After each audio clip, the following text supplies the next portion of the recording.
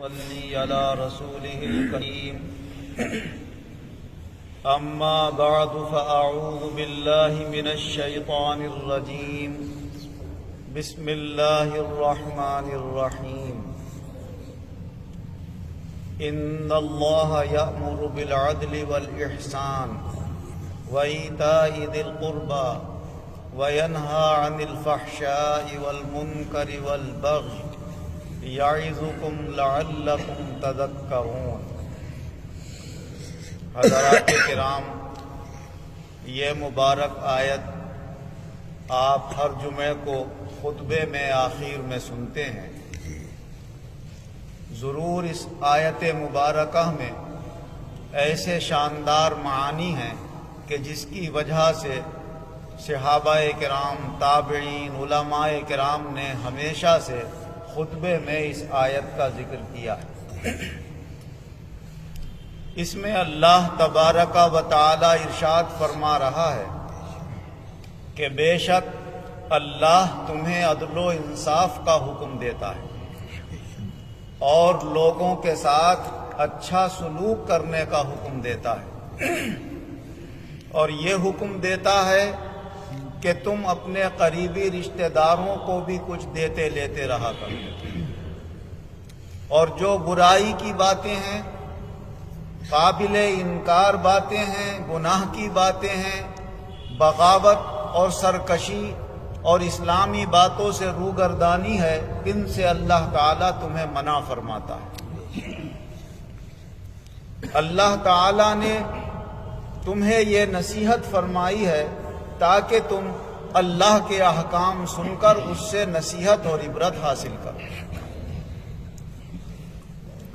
سب سے پہلے تو اللہ تبارک و تعالی نے اس مبارک آیت میں عدل و انصاف کا حکم دیا کہ جو کام کرو اس میں انصاف کا پہلو اختیار کرو، کسی بھی معاملے میں چاہے وہ چھوٹا ہو یا بڑا، ناانصافی نہ ہو جائے۔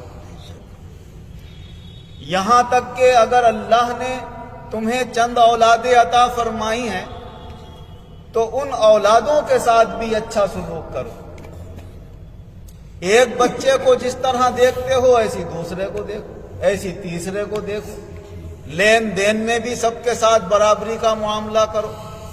ایسا نہ ہو کہ دل کسی ایک کی طرف زیادہ مائل ہو جائے تو اس کے حق میں زیادہ وصیت کر دی یا اس کے نام میں کچھ زیادہ لکھوا دیا اور دوسروں کو محروم کر دیا یا کم کر دیا، تو یہ بھی عدل و انصاف کے خلاف مانا گیا ہے۔ حضرت نعمان بن بشیر رضی اللہ عنہ سے روایت ہے کہ مجھے میرے والد نے ایک غلام دیا، تو میری والدہ حضرت عمرہ بنت رواحہ کہنے لگی کہ میں جب تک اپنے بیٹے کے لیے یہ غلام نہیں مانوں گی جب تک اس پر حضور صلی اللہ علیہ وسلم کو گواہ نہیں بناؤ۔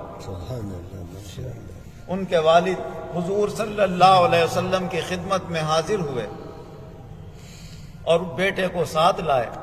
یا رسول اللہ، میں نے اپنے اس بیٹے کو غلام دیا، غلام کا مالک بنا دیا۔ تو حضور صلی اللہ علیہ وسلم نے فرمایا، کیا تم نے اپنے سب بچوں کو اسی طرح ایک ایک غلام دیا ہے؟ کہا نہیں یا رسول اللہ، سب کو تو نہیں دیا ہے۔ کہا پھر تم تو یہ امید رکھتے ہوگے سب بچے تمہارے ساتھ اچھا سلوک کریں، بہتر معاملہ کریں؟ کہا ہاں یا رسول اللہ۔ تو فرمایا پھر تم بھی اپنے بچوں کے ساتھ برابر کا سلوک کرو اور یہ غلام ان سے واپس لے لو۔ اگر تمہارے پاس سب کو اسی طرح دینے کے لیے ہو تو اسے دو، اور سب کو دینے کے لیے نہیں ہے تو پھر اتنا اسے مت دو کہ دوسروں کو نہ دے سکے۔ لہٰذا جتنا بھی آدمی کے پاس اللہ نے دیا ہو، اگر 3 بیٹے ہیں اور 3000 روپے ہیں تو 1000 دے تینوں کو۔ اگر 3 مکان ہیں اور 3 بیٹے ہیں تو ایک ایک مکان دے تینوں کو۔ زمین ہے تو اس میں برابر کا حصہ کرے۔ اگر اپنی زندگی میں بانٹتا ہے تو شریعت کے مطابق جتنا بیٹیوں کا بنتا ہے اتنا بیٹیوں کو دے، جتنا بیٹوں کا بنتا ہے اتنا بیٹوں کو دے۔ بیٹیوں کو بیٹوں کے مقابلے میں آدھا دیا جاتا ہے تو اس طرح بانٹے۔ یا پھر اگر اپنی ہمت نہیں ہے کہ میں اپنی زندگی میں دے جاؤں، کہیں ایسا نہ ہو کہ یہ مجھے خالی ہاتھ کر دیں، بعد میں میرے لیے پریشانی کا سامنا کر دیں، تو جب تک زندگی ہے سب کے ساتھ مل جل کر انصاف کے ساتھ زندگی گزارتے رہو. جب اللہ کے یہاں سے بلاوا آ جائے گا تو شریعت کے مطابق وہ پھر خود آپس میں تقسیم کر لیں گے. جو تقسیم نہیں کرے گا شریعت کے مطابق زیادہ حق لینے کی کوشش کرے گا وہ اللہ کے یہاں جواب دہ ہوگا. بہت ساری جگہ ایسا ہوتا ہے کہ بعض وقت باپ ایک بیٹے سے ناراض ہو گیا, اسے محروم کر دیا, دوسرے بیٹوں کو دے دیا. یا کسی دو بیویاں ہیں, چھوٹی بیوی نے زیادہ پیار لاڑ دکھا کے اپنے بچوں کے نام کروا لیا, پہلی بیوی کے بچوں کو محروم کرا دیا. تو اس صورت میں وہ شخص ذمہ دار ہوگا جو ایسا عمل کرے گا. اگر اس نے یہاں پر ناانصافی کی ہے تو پھر اللہ کے یہاں بھی وہ امید نہ رکھے کہ اسے کوئی اللہ کے یہاں رحم و کرم کی صورت مل جائے گی. حضور صلی اللہ علیہ وسلم نے ارشاد فرمایا, ارحموا من فی الارض یرحمکم من فی السماء. تم زمین والوں پر رحم کرو گے تو آسمان والا تمہارے اوپر رحم کرے گا. اگر بچہ غلطی کر رہا ہے تو کیا تم اللہ سے غلطیاں کر کے معافی کی امید رکھتے ہو یا نہیں رکھتے ہو؟ اگر اللہ سے معافی کی امید رکھتے ہو تو اپنے بچے کو بھی معاف کرو. اس کی غلطیاں پکڑ کر آپ جب تک اسے سزا نہیں دے دیتے ہیں آپ کے دل کو سکون نہیں ملتا.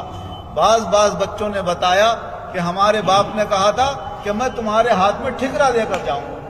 یہی کیا انہوں نے, اپنی زندگی میں سب کچھ لٹا دیا, بانٹ دیا, تقسیم کر دیا, لیکن اپنے بچوں کو نہیں دیا.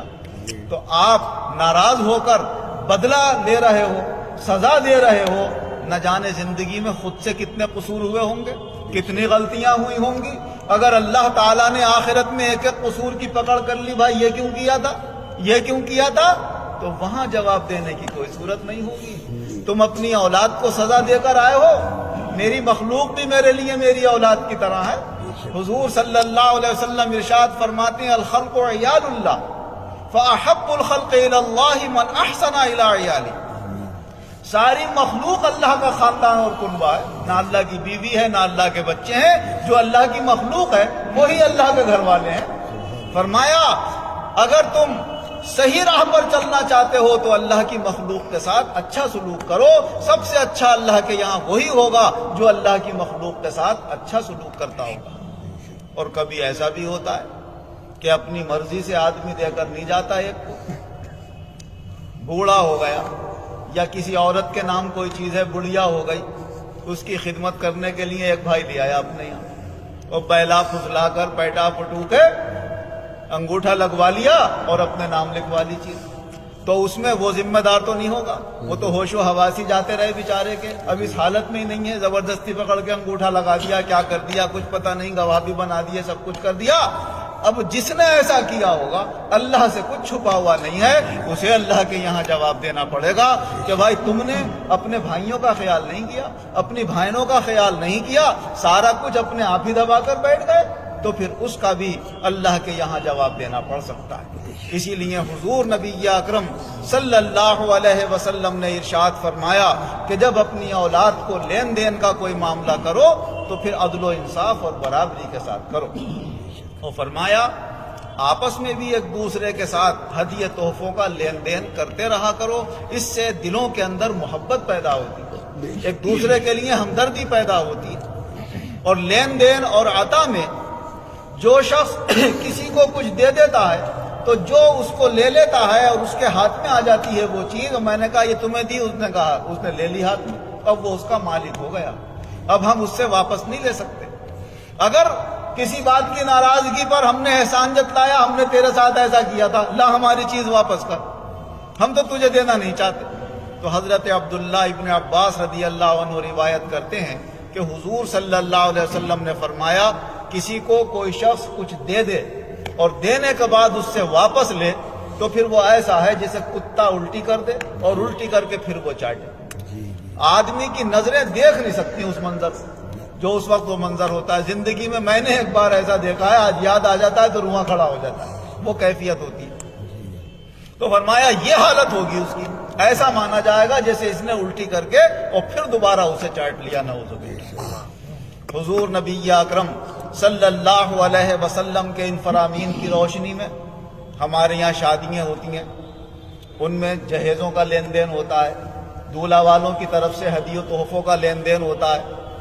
दुल्हन के जोड़े बनाए गए, जेवर चढ़ाया गया, रिश्तेदारों के जोड़े बनाए गए, दुल्हन वालों की तरफ से दूल्हा वालों के रिश्तेदारों के जोड़े बनाए गए, दूल्हा को कुछ दिया, मोटरसाइकिल दी, ये दिया, वो दिया, अपनी बेटी को कुछ दिया, तो वो जेवर जो लड़के वालों ने लड़की को दे दिया वो तोहफा हो गया, और उसने जब उसे पहन लिया तो उसका कब्जा हो गया, वो उसकी मालिक हो गई। बगैर उसकी रजामंदी के अब उससे वापस नहीं ले सकते। अगर वो राजी है, जैसे कभी होता है शौहर को जरूरत पड़ जाती है कर्ज वगैरह लेने की, तो बीवी हमदर्द होती है तो खुद कहती है भाई तुम कर्ज क्यों ले लो, मेरा जेवर रखा हुआ, इससे काम ले लो। जब एक दूसरे में मोहब्बत होती है, आपस में उल्फत होती है, तो एक दूसरे के काम आते ही हैं, तो वो अपनी खुशी से दे दो तो ठीक है।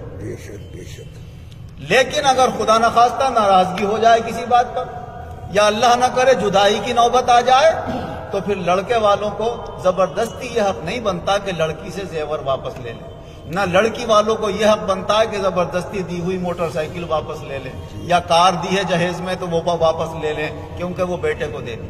हाँ, अलबत्ता जो अपनी लड़की को देने की नियत की थी आपने कि हमारी बेटी के लिए हम ये जहेज दे रहे हैं, जैसे सोफा होता है या ये अपने डबल बेड होता है या बर्तन सर्तन होते हैं, वो अगर वापस लेना चाहें तो ले लें, क्योंकि बेटी आपकी वापस खुदा न खास्ता आ रही है तो बेटी लेकर आ रही है अपना सामान, बेटी ही उसकी मालिक थी, वो बेटी को ही आपने तोहफे में दिया था, तो जो चीज बेटी को तोहफे में दी थी वो तो वो बेटी वापस ला सकती है, लेकिन जो अपने दामाद को आपने तोहफे में दे दी थी वो आप उसे वापस नहीं ले सकते, और ना खराब होने पर उसकी कीमत वापस लेते हैं।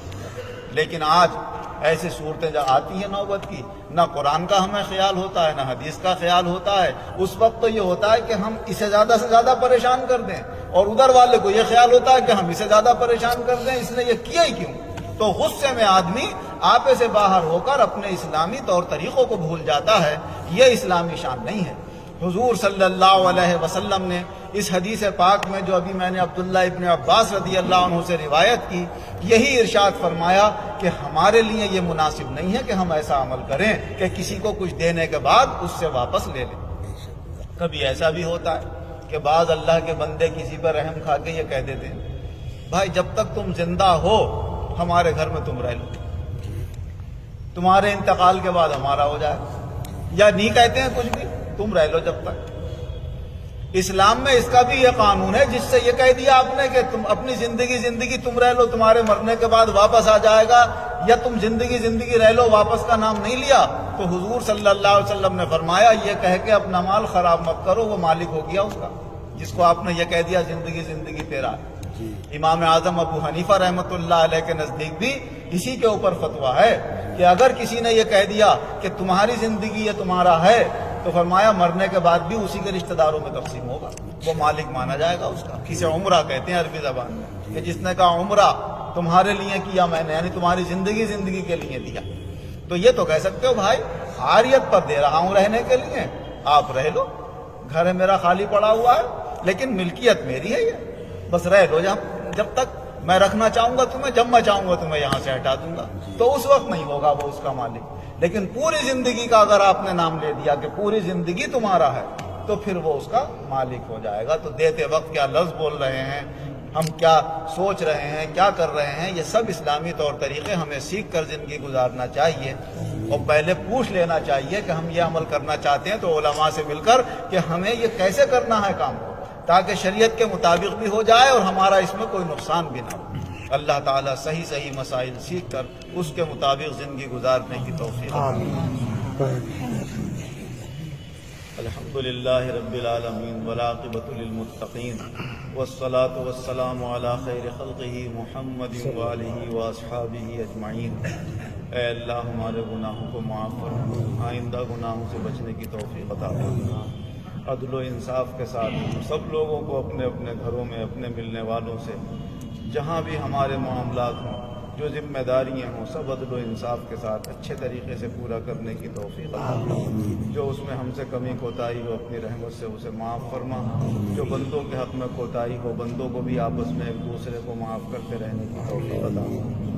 सब बीमारों को शिफा अता फरमा, कर्जदारों को कर्जों से नजात अता फरमा, बेरोज़गारों को अच्छे रोज़गार अता फरमा। جو برسر روزگار ہیں ان کے روزگاروں میں خیر و برکت اور ترقیاں عطا فرما، جو دنیا سے بحالت ایمان چلے گئے ان کی مغفرت فرما، ان کے رشتہ داروں کو صبر جمیل عطا فرما، ہم سب لوگوں کو دنیا اور آخرت دونوں جہان میں ایمان و عزت کے ساتھ شاندار کامیابی عطا فرما، آمین بجاہ النبی الکریم و بحرمت السائر المرسلین وصلی اللہ